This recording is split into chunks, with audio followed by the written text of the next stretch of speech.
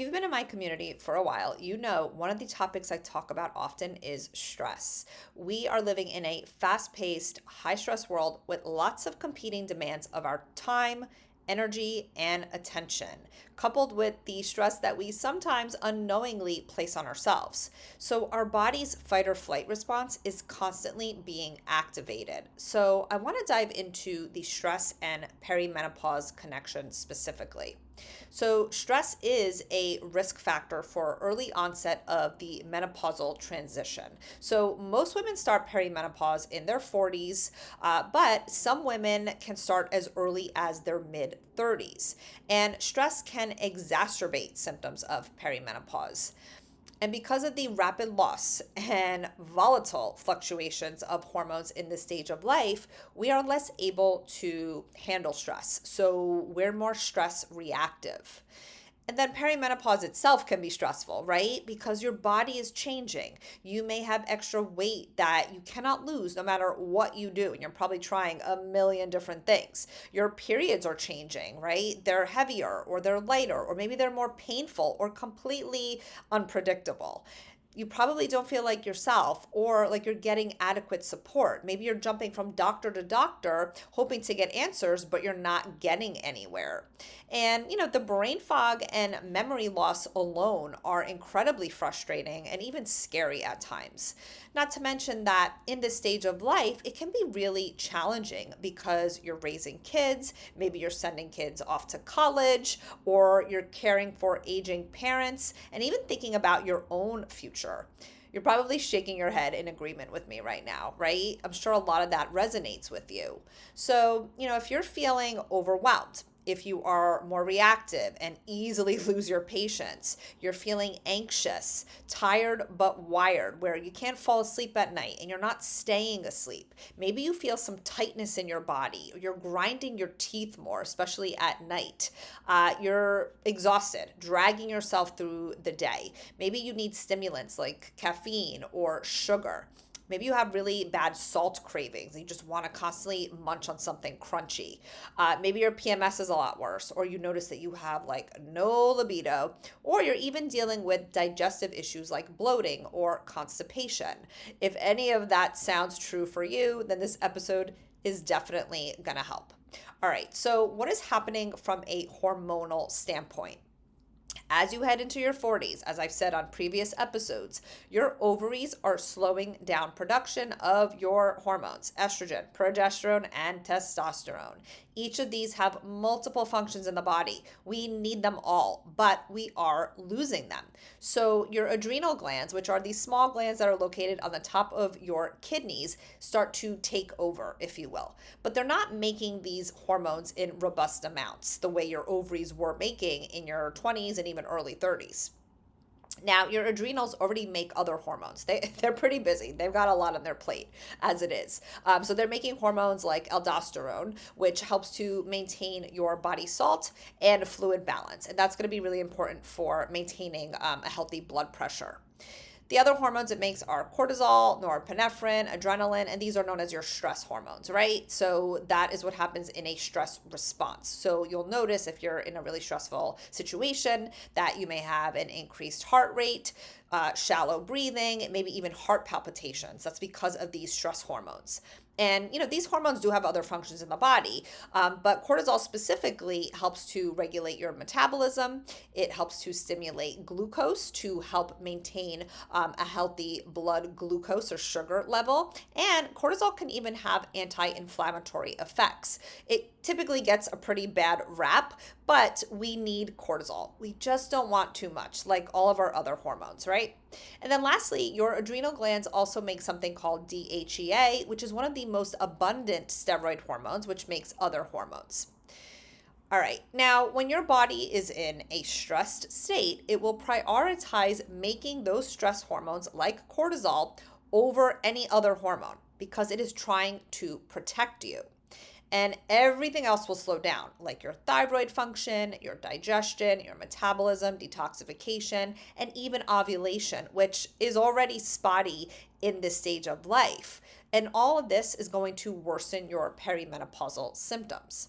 So, I want to talk about some of the different stressors, some obvious ones, and then some that, like I said, you may be unknowingly placing on yourself. So, some obvious stressors are your financial situation, especially nowadays. A lot of people are struggling with their finances. Your job, maybe you're working a really stressful job. Maybe it's your business. It could be family or relationship issues. Technology, I know that's a big one for me. Traffic is another one, especially if you're commuting to and from work every day. Being a caregiver, whether it's to your kids or aging parents, that can be really stressful, as well as setting unrealistic expectations of yourself. Maybe you're somebody who has a lot of negative self talk. You have really long to do lists. Maybe you have leaky boundaries. And of course, you may even have some unaddressed trauma. All of these are stressors on the body. Now, if you're somebody who has experienced trauma, you probably know how it can affect you as an adult. It can really shape your thought patterns, your behaviors, and have a negative impact on your nervous system. The nervous system essentially transmits signals between your brain and the rest of your body, right? It's all connected. And traumatic events can cause the nervous system to kind of get stuck in like an on position. So you can feel overstimulated and unable to feel calm on a daily basis. You're constantly ready to react, right? And that can cause a lot of anxiety. It can cause restlessness and even anger. I've seen this often with clients, I've seen it with family members, and quite frankly, even myself at times, because I experienced trauma growing up. I talked about that on an earlier episode. Trauma can really do a number on your body. So it's really important to address it, through therapy or any other modality that you find helpful.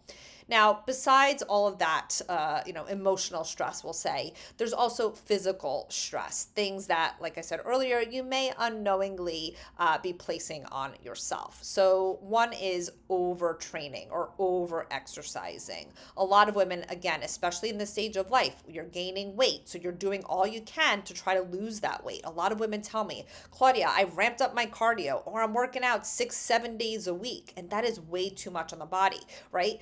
Exercise is a stress. It's not a bad stress, but when you're already dealing with a lot of stress and the loss of hormones, it's just going to make things worse. But the problem that I see more often is a lot of women will ramp up their exercise and then they're not eating enough. They end up under eating, right? They're skipping meals, they're doing long fasting windows. And again, that's just creating more stress in the body. The other thing to think about is blood sugar imbalance. I've probably talked about this a million times in other episodes because it is that important, especially in this stage of life as we're losing estrogen. We are more prone to blood sugar imbalances. So if you're not eating enough, if you're constantly stressed, your blood sugar is going to be all over the place. The other stressors to think about are eating a highly processed diet filled with a lot of inflammatory foods. Maybe you are drinking too much coffee or caffeine or alcohol on a regular basis.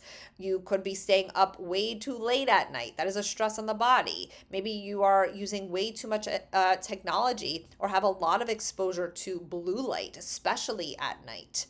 Maybe you're somebody who just works a lot of hours. Maybe you have a really demanding job. You're somebody who multitasks and is trying to do so many things at once.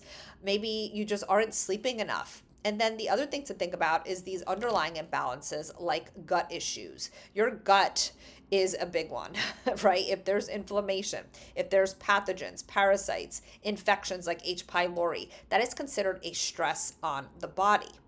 There's a lot of stress in our lives, obviously, and in perimenopause, it can be so much for us to handle at times. I struggle with this myself. When I have a lot on my plate, when I feel like I'm being pulled in a million directions, which, by the way, comes with the territory of having a business, it can feel incredibly overwhelming. So making time for food and lifestyle and of course mindset changes, as well as implementing certain daily practices, can really help to mitigate some of the stress that you are feeling. So, as always, I want to give you some steps to start to implement to help you mitigate some of the stress in your life. All right. So, I talked a little bit about some of these stressors that we place on ourselves unknowingly. One of them is imbalanced blood sugar. So make sure that you are eating enough. I cannot stress this enough, pun intended. Most women are under eating when they come to work with us in the hormone rescue. So, if you are skipping meals, if you have really long fasting windows and you're really stressed and you're dealing with any of the symptoms that I mentioned earlier, I want you to think about this. Think about how much you're eating on a daily basis. Are you getting enough? If not, start eating more, right? Make sure you're getting about 3 meals a day and eating all of the protein and macronutrients that you need for your energy requirements. The other thing to think about is the type of workouts that you're doing. So I mentioned earlier how a lot of women will overdo it in the workout department. They may be doing things like Orange Theory Fitness or CrossFit, or they're running or doing a lot of like Peloton, biking and whatnot, or cycling, whatever you call it. And again, if you are under stress already, those things may not be doing you any favors. So consider maybe less intense cardio. I'm not saying give it up altogether, because cardio really does support us in a lot of ways. But also consider, strength training or implementing some restorative movement. I love walking every day or doing low intensity cardio, like on a treadmill or even an elliptical, something just to kind of get your heart rate going, but not too much. Maybe it's 15 to 20 minutes, even a hit high intensity interval training workout, but you don't want to do more than like 20-25 minutes, okay? Especially in this stage of life. You really want to incorporate more strength training and some of that low intensity cardio. Obviously, you want to be prioritizing rest because, like I said earlier, if you're somebody who is in a state of fight or flight all the time, always ready to react, a lot of this you have to unlearn. And obviously, if you need support with that, you should definitely seek out support from a therapist or a counselor. But, we have to prioritize rest more than ever in this stage of life. And I know that feels really hard when you have all of these competing demands of your time, like I said, and energy and attention. But if you don't make that change, no one's going to do it for you. So where can you start saying no? Could you get to bed earlier? Could you stop scrolling social media a little bit earlier? A lot of this is just bad habits, okay? We see this all the time with clients. All right, some other practices to put into place are deep breathing, right? So you may notice when you're stressed or just on a daily basis that you have a lot of shallow breathing. You're not actually breathing through your nose and then exhaling through your mouth. Really start to take notice of your breath. And I know for me, whenever I'm feeling anxious or overwhelmed, I slow down. I try to get into a relaxed state, try to release any tension in my body, and I just practice some deep breathing exercise. We actually do this with our clients in the hormone rescue during our coaching calls, because everybody that we know is stressed out. Most of them are working moms, and even if they're not, they're dealing with their own stressors. So think about, how you can implement some deep breathing on a daily basis. I'm also a huge fan of meditation. This is such a game changer. Some people are very resistant to it because they feel like they cannot slow down their thoughts, but that's the whole purpose of it. And you should do it without judgment. It's okay if you start thinking of other things. It tends to bring you back to the present moment if you're following a guided meditation. I love an app. It's called Insight Timer. I'll link to it in the show notes because they have all different types depending on whatever emotions you are dealing with. Maybe you're dealing with just frustration. Maybe you're angry. Maybe you're anxious. You can type things in and it will pull up a bunch of different meditations for that particular emotion that you're struggling with. And they have all different lengths. You could do something as short as 3 minutes, which obviously, if you're really busy, that's great. But ideally, you would try to get at least 10 minutes of meditation into your day. I really think it's doable. You can make that time. The other thing to think about is implementing daily walks. Oh my goodness, we have every one of our clients implement daily walks, especially in the morning hours, because that is going to reset your circadian rhythm. It's going to let your body know that it's time to get up. It's going to raise that cortisol, which is a good thing in the morning, right? Because that's going to bring our energy up. If you're somebody who's been dealing with chronic stress, you need to really implement more of this type of behavior, right? These slow morning walks, getting sunlight on your eyes, a lot of self care, a lot of time spent in nature. Really, really important. In terms of self care, yes, please make time for this. Daily would be amazing, but I am a realist. I know that that's not always the case or not always possible. So maybe it's even once a week where you do an Epsom salt bath, or in the mornings, maybe before you head out for the day, you do a little bit of journaling or reading or prayer, or just have some quiet time with like a cup of tea or a matcha, like I try to do most mornings. It's not always that easy to do, even with a crazy dog. But I try my best to do that. And then, of course, you want to think about the notifications that you have. Oh my goodness. Nowadays, between our phones, our computers, TVs, there's always notifications going off. These are constant dings to your nervous system. So shut off as much as you possibly can, right? Especially social media. You don't need to be getting all of those dings and pings all day long. It is not serving you, okay? Now, the other thing to think about is replacing some of your lost nutrients, because when we're stressed out, we become depleted, especially of certain minerals or electrolytes like sodium and potassium. So, absolutely, I recommend for majority of women to add a little bit of sea salt to your filtered water. Hopefully you're filtering your water, because that's going to have a bunch of minerals in there for you. Now, the other thing you can do is buy some hydration packs or hydration packets. There's a bunch of different companies out there. One that I happen to really like is Jigsaw Health, and the other company is Cure Hydration. For Cure Hydration, you could just go to their website, and if you use my code Health Coach Claudia, you will get, I believe, 20% off. I'll also link that in the show notes for you. The other thing to consider in terms of minerals is magnesium. It gets depleted just like the other minerals. And magnesium is really helpful to regulate your stress response, besides improving your heart health, PMS symptoms, periods, anxiety, sleep, and so on. All right, the other thing to think about is your B vitamins. So I think I've talked about this on previous episodes, but I'll repeat it because it's that important. So many women are deficient in B vitamins, and we need it, especially as we age. So get yourself a nice B complex, preferably with folate, Folate, versus folic acid. You want to avoid folic acid, because B vitamins are going to support your adrenal gland function. And of course, you want to address any gut imbalances. Like I mentioned earlier, pathogens, infections like H. pylori, or gut inflammation can cause stress on the body, okay? But stress can also deplete your digestive juices like stomach acid and digestive enzymes. And these are really important in order to ward off any pathogens. They help to break down the food that you're eating, and as a result, help you absorb the nutrients. So it's kind of a catch-22. Stress can affect your gut health, and poor gut health can cause stress in the body. So it's really important to address your gut in this stage of life.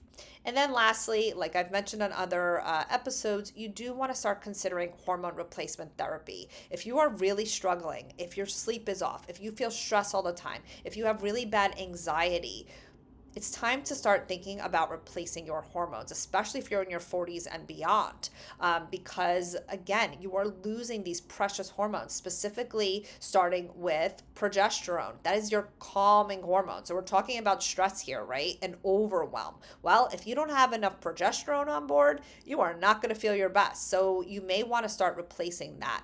And I find that even estrogen can be very helpful because, like I said earlier, you have these volatile fluctuations, specifically of estrogen. So when you give your body a little bit of estrogen to start, and obviously your dose totally depends on your needs, but when you give the body some estrogen, it tells your brain that you've got plenty on board. So it kind of mitigates those ups and downs. And as a result, helps to manage some of the symptoms that you're dealing with. All right, I hope that was helpful to you, and I hope that you take some time to prioritize some of these tips that I gave you, and you start to notice more calm in your life. All right, I'll see you soon.